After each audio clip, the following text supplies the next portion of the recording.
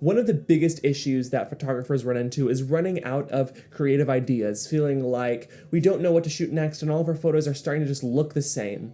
Well, I found what I think is a cool solution to just revitalize that creative spirit to take better, more interesting photos, and that is using creative filters. Now, this is something that I did not do for the first many years of taking photos, but then I got to know a couple people who use different kinds of creative filters, and after trying some, I have found they can make the experience of photography so much more fun and so much more creative. So I'm going to tell you about 3 of my all-time favorite creative filters to use in my photography and why you should pick these up yourself.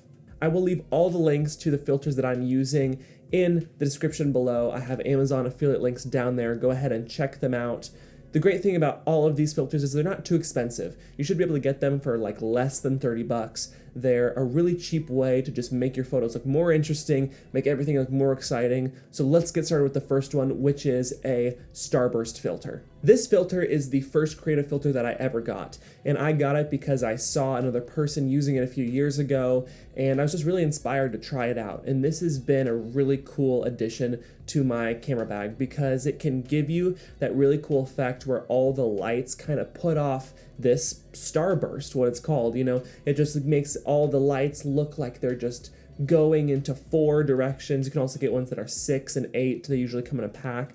My favorite though is just the 4-pointed star. It just gives this really cool look, especially if you're doing something like a concert style photo, or also if you want to do something with like Christmas lights. It's just a really cool effect to make your photos look more interesting, to like make the lights stick out more, and I highly recommend getting one of these filters. They're super fun, and they just make everything look more festive and more fun and more interesting. So yeah, 4-point Starburst filter, one of my all-time favorite creative filters. The next filter I want to tell you about is a mist filter. Now, I got this mist filter whenever I got my first Fujifilm camera, and I got that Fujifilm camera because I wanted to take photos that were more fun, more filmic, that I could carry around more with me and capture things around me.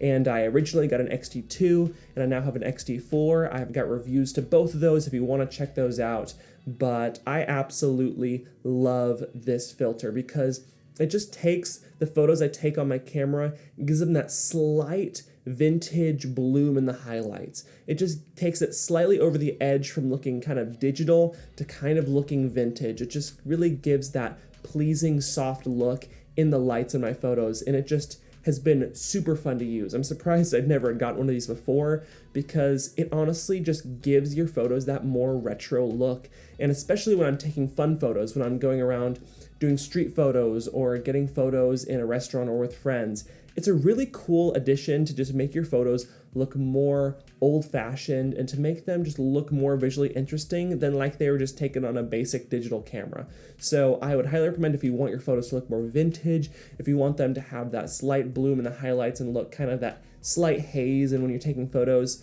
definitely pick up one of these, and I promise you won't regret it. It's super fun to use, and I highly recommend getting a mist filter. And finally, the most recent addition to my camera kit is the circular halo filter.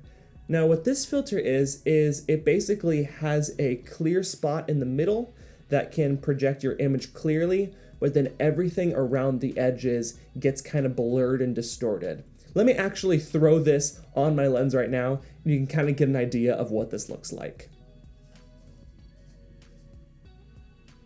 Okay, now the filter is on my lens, and you're probably thinking that this looks crazy and kind of stupid. And in this kind of environment, it definitely does. I wouldn't recommend using this filter for a video talking head like this, or basically any normal video or photo work. Where it really shines, though, is in concert style photos. You know, I take a lot of photos for my church and a lot of photos in nice controlled lighting environments, and it can really make what you're shooting look really cool, and it can really centralize the subject. See, the really big beauty of a filter like this is if you're trying to capture a subject and you don't want distractions around the subject, this is a way to beautifully center the subject of your photos and make them really stick out and really stand out and really look like the focal point. Your eyes are drawn to the middle of the image, and it's just such a cool complement to pointing out